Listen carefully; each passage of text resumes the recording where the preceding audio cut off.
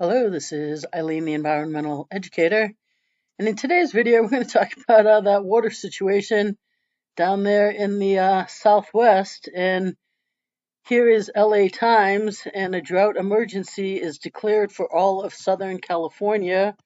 This is December 14th, 2022. And then the San Diego Union Tribune, nation's largest water supplier declares drought emergency. December 14th, 2022. The problem with these is that the people aren't necessarily taking it as seriously as it should be taken. So, right here, it says that the nation's largest water supplier has declared a drought emergency for all Southern California, clearing way for potentially mandatory water restrictions early next year that could impact 19 million people. Now, okay, the situation is dire, but we're going to Mickey Mouse around for another few months until we decide maybe if we're going to make it mandatory. Okay, you wonder why they have problems.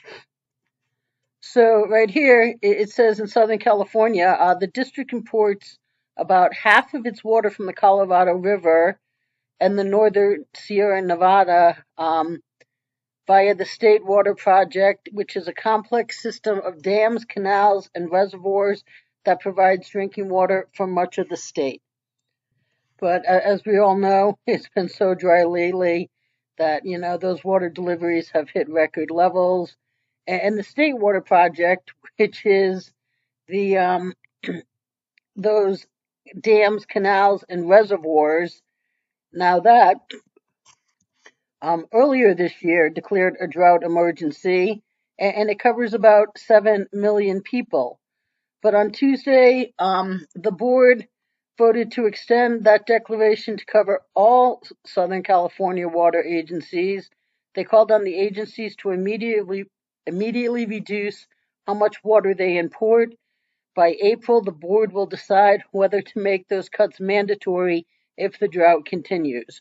So essentially, while you're going bankrupt, you're going to keep spending, hoping that somehow you're going to have a windfall in the next couple months to make up for it, as opposed to just taking serious action now.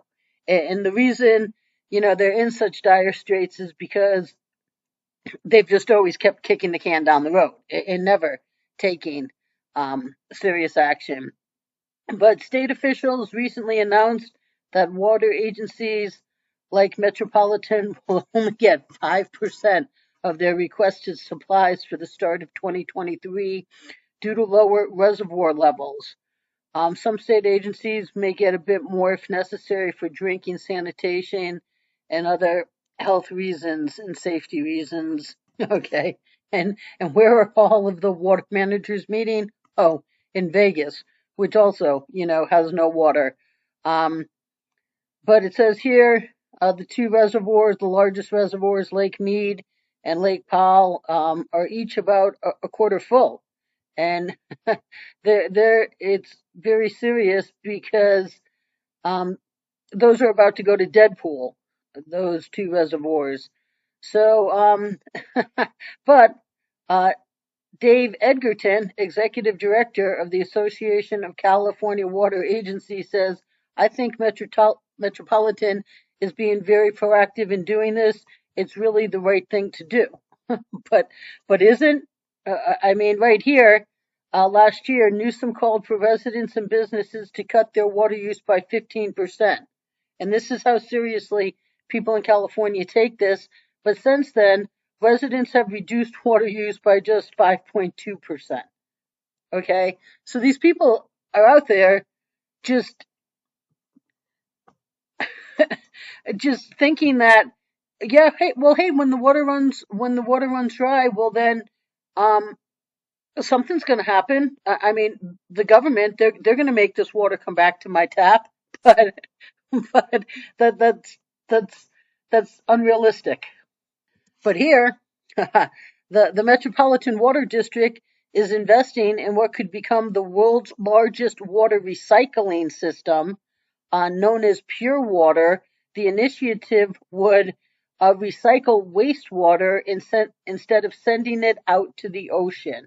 Okay, so um, yeah, that's more than recycling. That is, putting it through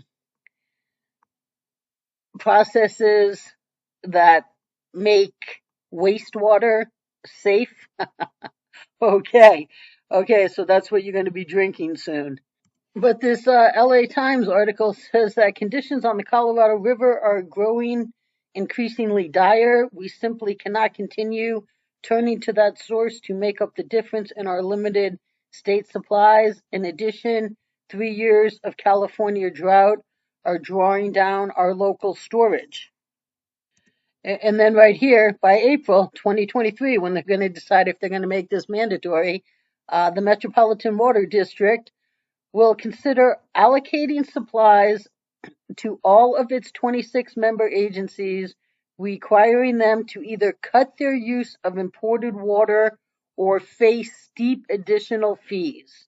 Now, they serve 19 million people. But right here, the or face steep additional fees. Guess what? Well, when the tap runs dry, there is no more fees. The additional fees aren't going to do anything when 19 million people don't have any water because no one took it seriously. No one cut their use. They were supposed to cut by 15%. They cut by 5.2%. And that 15% was a fraction of what it needed to be. But the Metropolitan Water District general manager said substantial and immediate conservation now and in the coming months will help lessen the potential severity of such an allocation. But nobody's cutting their water use. Okay, people are acting like this is just a joke. And they truly, the day their taps run dry, are just going to expect the government to turn it back on. And let me tell you, that is the day that these people are actually going to learn how to live without water. And, they think they're doing good because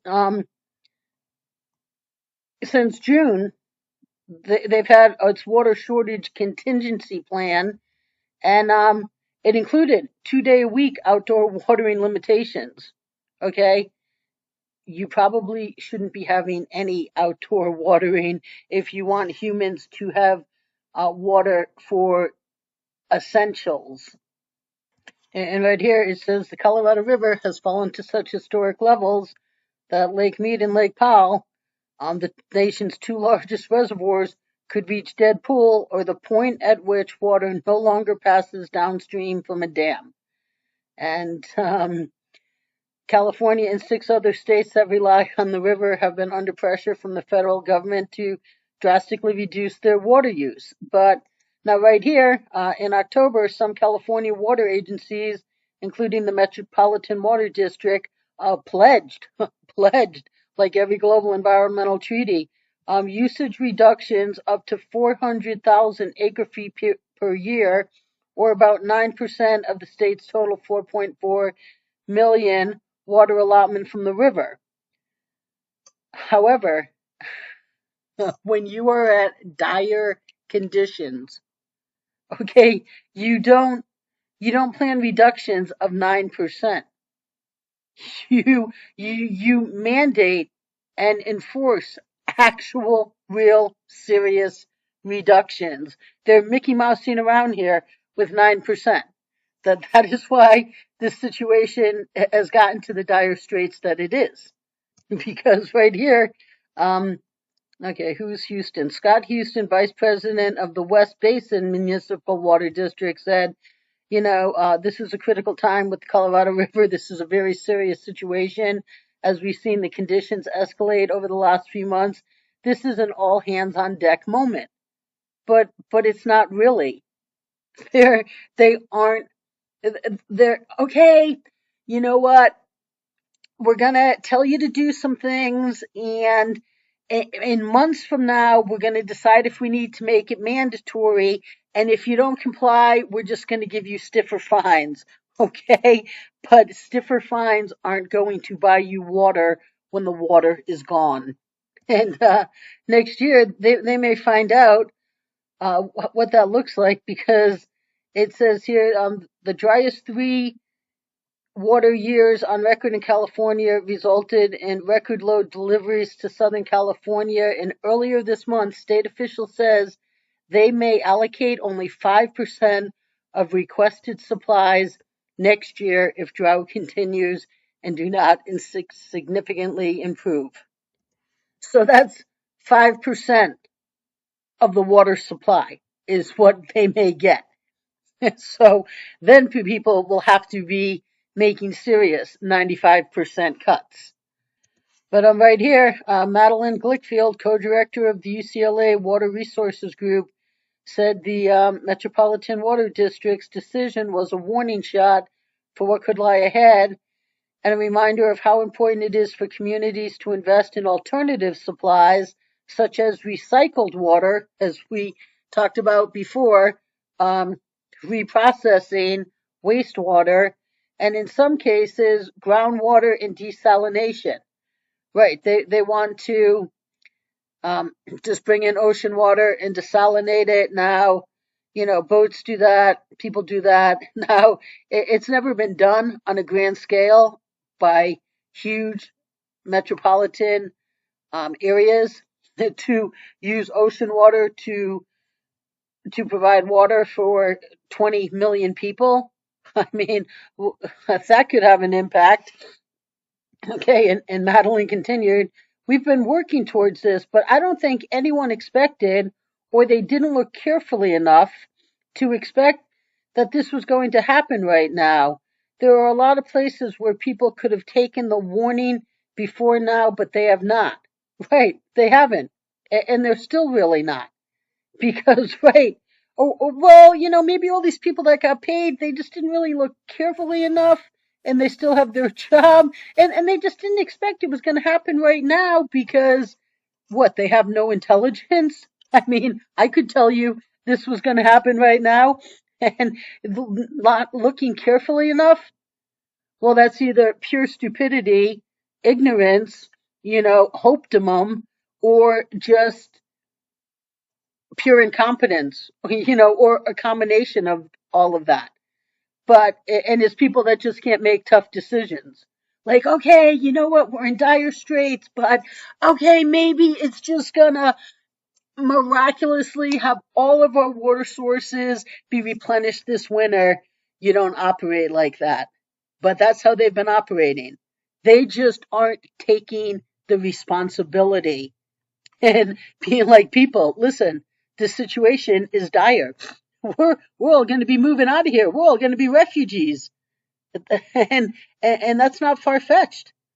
But the Metropolitan Water District said that it's been making big investments in sustainable local supplies for the region, including what could be one of the world's largest recycled water facilities, that pure water that we talked about. One of the world's largest recycled facilities. Okay, you're going to be drinking wastewater. Well, it's going to be fine. Okay, guess what? We already drink wastewater because, when all the towns before you have discharged their wastewater into the rivers, and now your town's bringing that water in for your water supply. I mean, in some respects, we've already been doing that. But, it says such projects are years, if not decades away, and action is critical now. Right? But they say, for the time being, conservation and a complete transition in the way we do landscaping are among the region's best bets. But people aren't going to go out and just change their landscaping overnight. Right now, landscaping probably just needs to take a back seat. And if you want to keep living in your house and having water, then maybe you're just not going to have the lawn that you've been accustomed to. But, they're offering rebates for residents to replace their grass with drought resilient landscaping.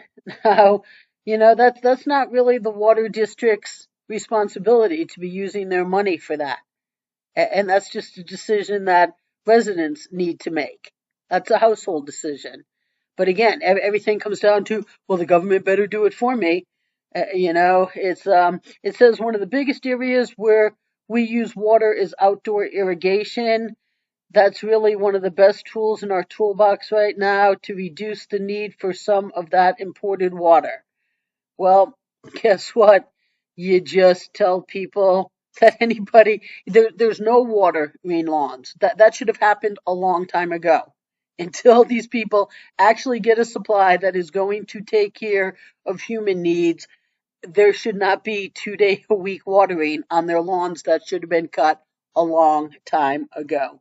But they're Mickey Mousing around with this because, you know, it's politically correct.